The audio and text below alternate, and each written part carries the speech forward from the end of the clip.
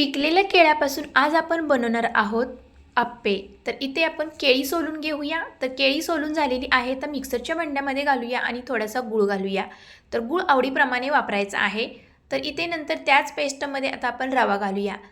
तर इथे मी 4 ते 5 केळीसाठी अर्धी वाटी रवा घातलेला आहे आणि गूळ आपल्या आवडीप्रमाणे घालायचा आहे। हे मिश्रण मिक्स करून घेऊया आणि हे अर्धा तासासाठी आपल्याला भिजत ठेवायचं आहे।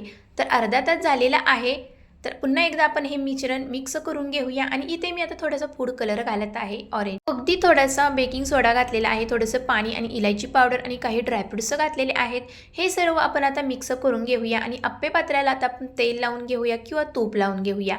नंतर इथे आपण अप्पे पात्रात हे सर्व मिश्रण घालूया आणि वरती झाकण ठेवूया आणि अप्पे आपण मस्त असे शिजवून घेऊया। तर बघू शकता खालची बाजू वरती केलेली आहे।